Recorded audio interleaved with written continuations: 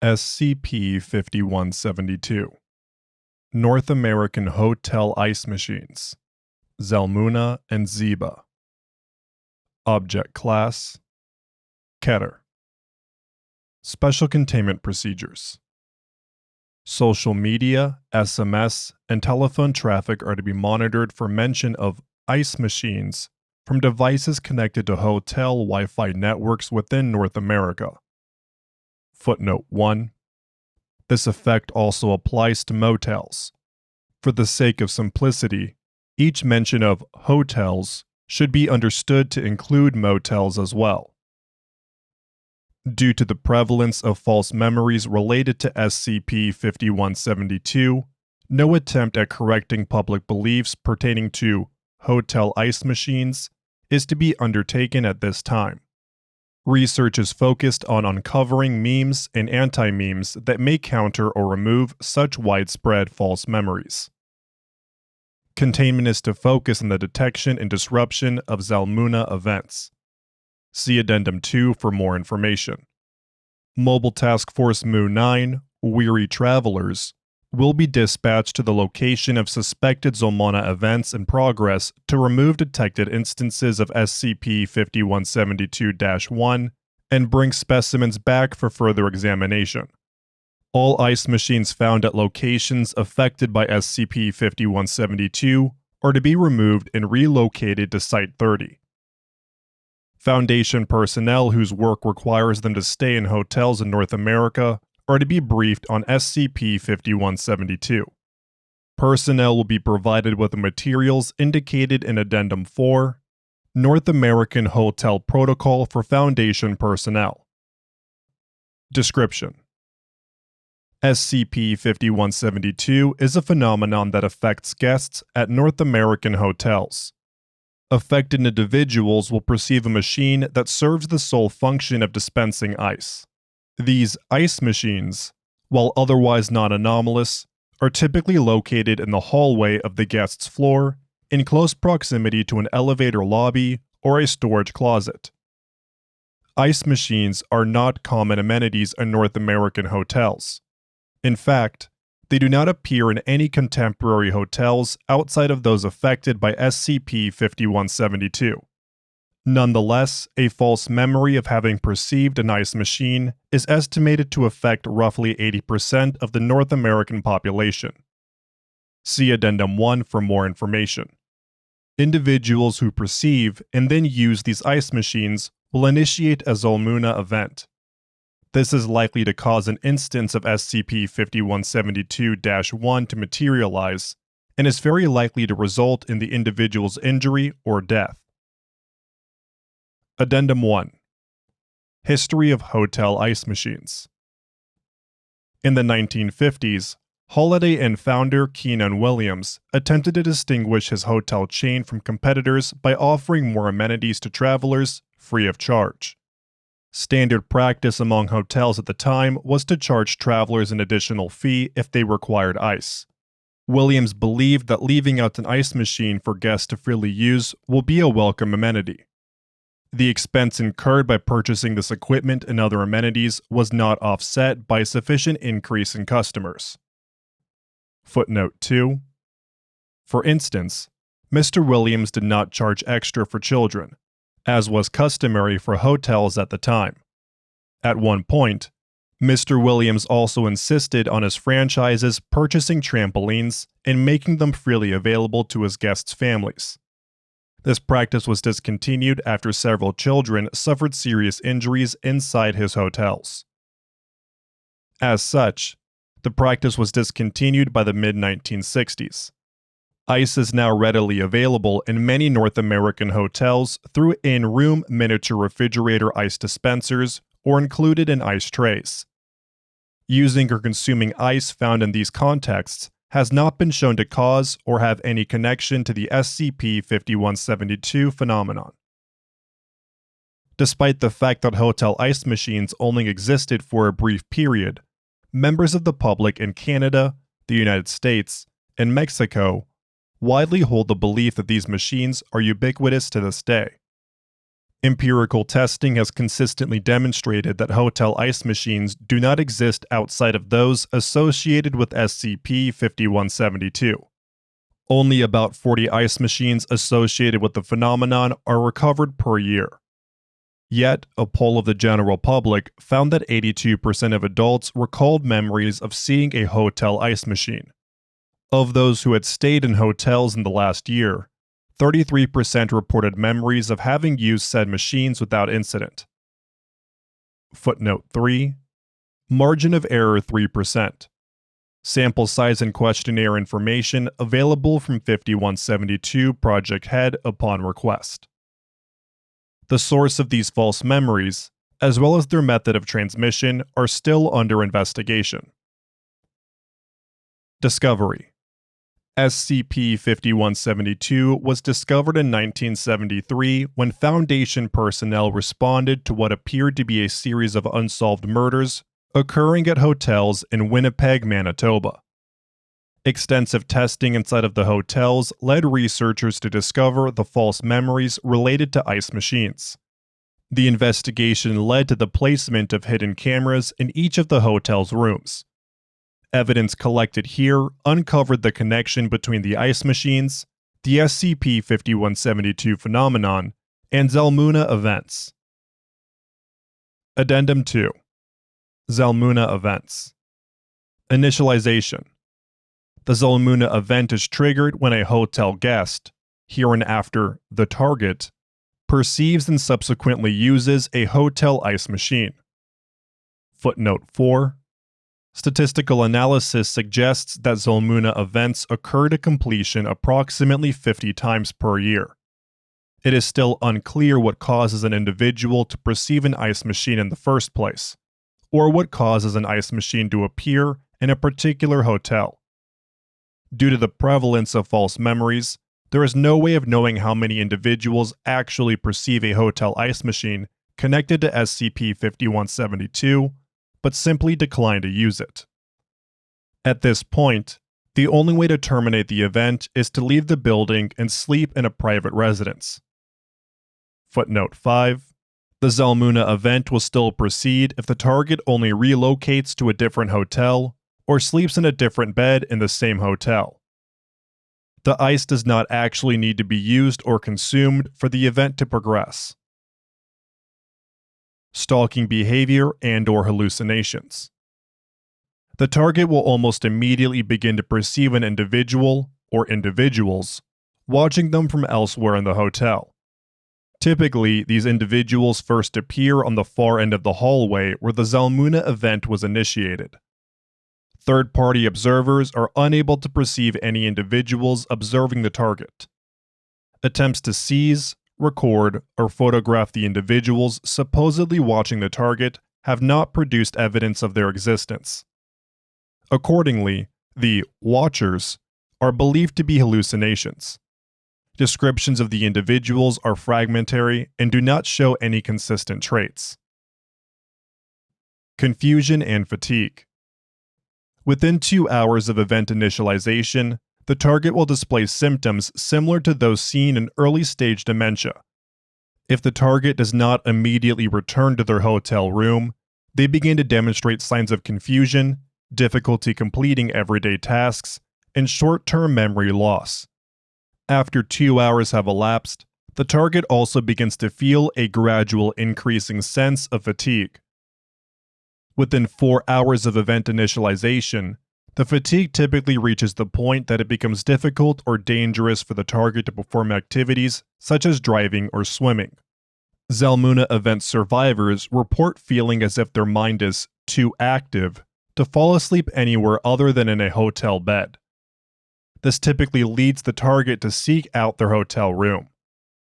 In spite of this sensation, the target is not compelled to follow this course of action.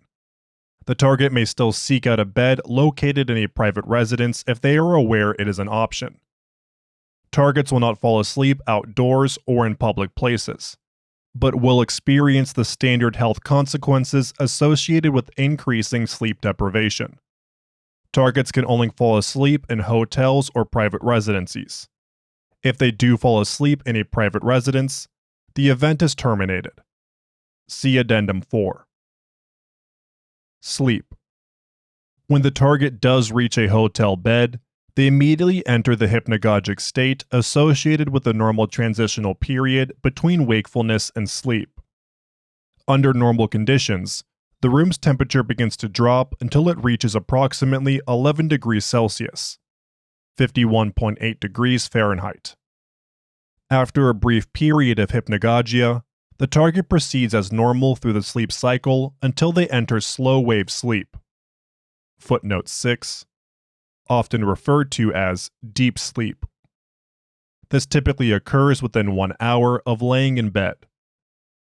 Appearance of SCP-5172-1.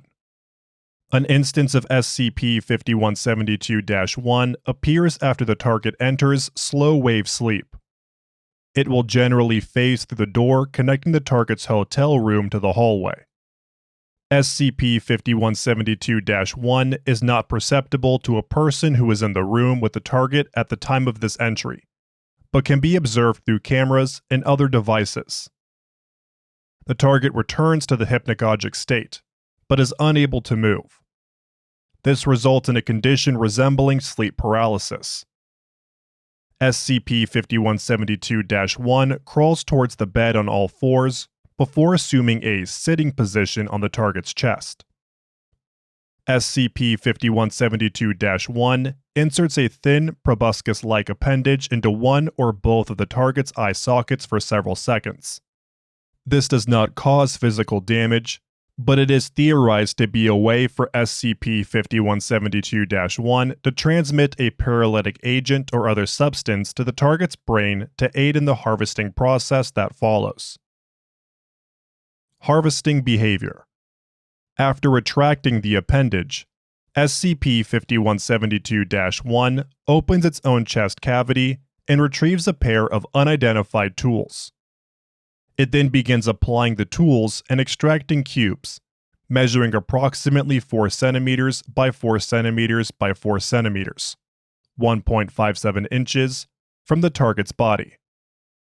The cubes may consist of tissue, muscle, bone, semi-solid blood, or a combination thereof. SCP-5172-1 uses the tools in a cutting and scooping motion, which appears to make all of these organic substances equally easy for it to collect. That is, bone is no more difficult to cut through than any other organic matter of the target. Each cube is placed into SCP-5172-1's open chest cavity before it repeats the process and collects another cube. The chest cavity is capable of containing more matter than its appearance would suggest. SCP-5172-1's motions during harvesting begin slowly, collecting cubes at a rate of about 2 per minute. It gradually increases its pace until it is collecting approximately 50 cubes per minute.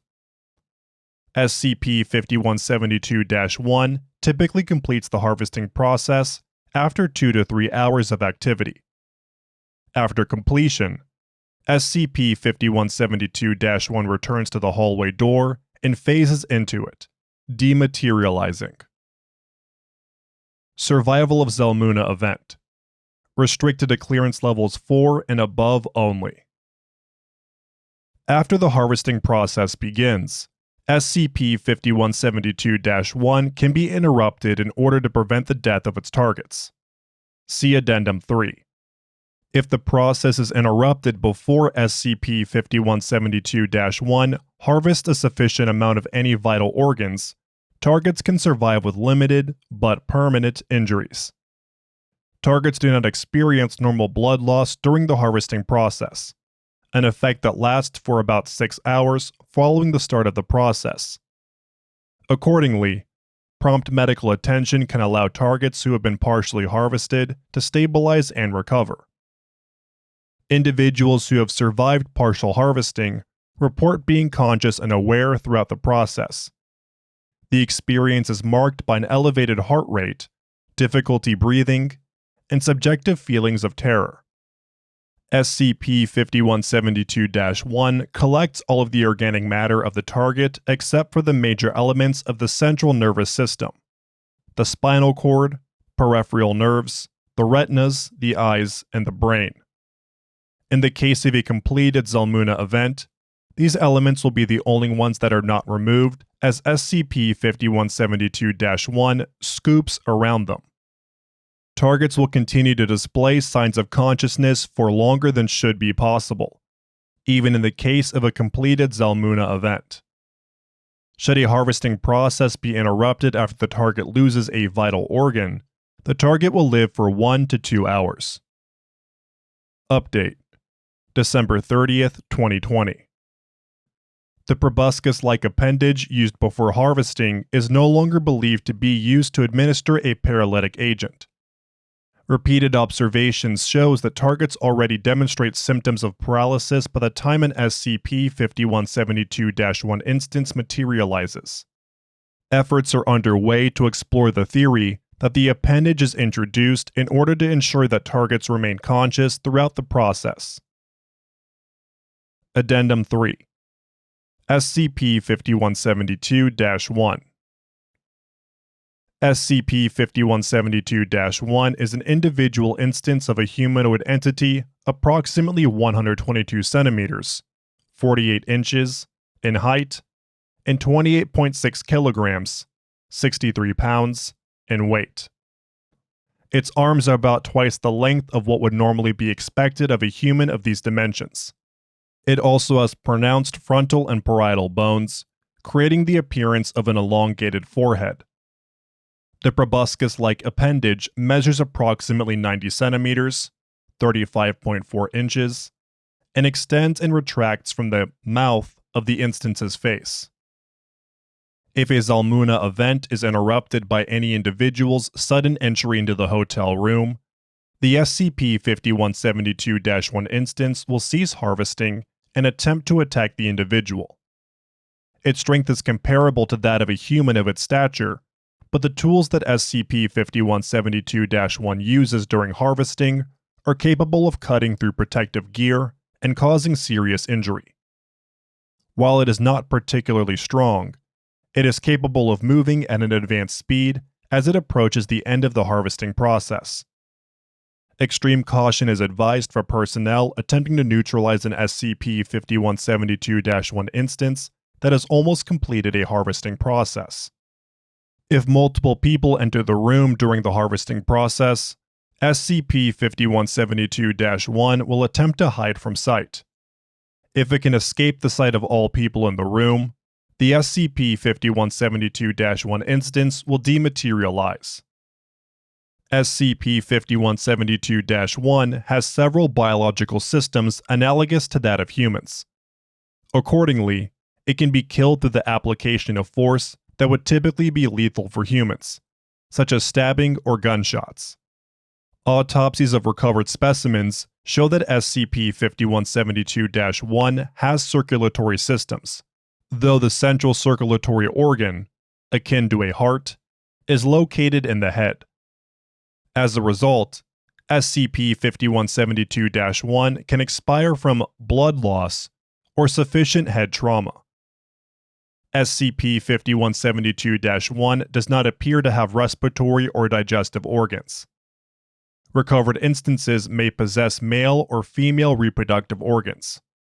These organs are misshapen and diminutive, corresponding to symptoms of human hypnogonadism. These organs are likely vestigial, having no role in the reproduction of SCP-5172-1 instances. Killing an SCP-5172-1 instance, but leaving an ice machine in a hotel under the effect of SCP-5172 means that future Zalmunna events can still occur on the premises. Efforts to capture a live SCP-5172-1 instance have thus far been unsuccessful. Instances that do not have their hands bound are capable of spontaneously materializing their tools and cutting their way through containment chambers. Instances whose hands are bound or are otherwise rendered incapable of using its tools die within several minutes. Similarly, the instance's tools disappear upon death.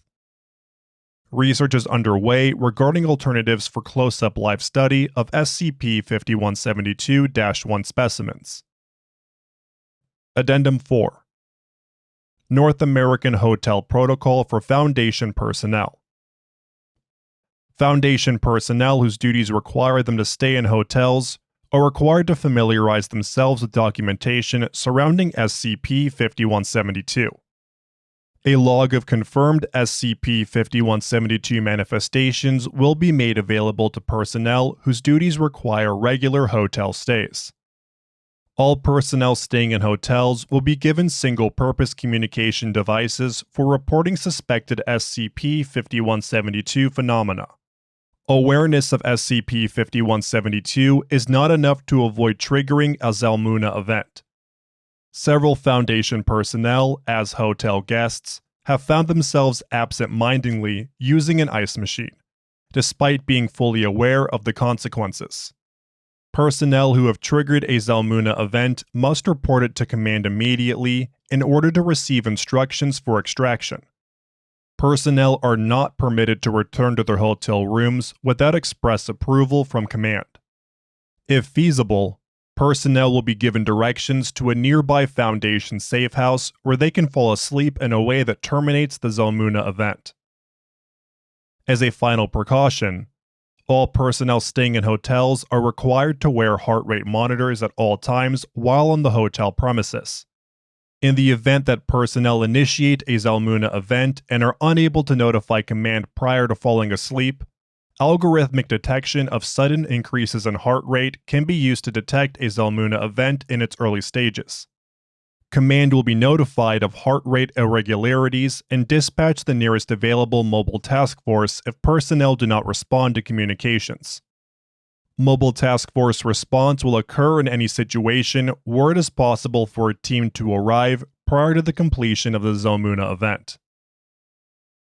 Update: January 11th, 2021.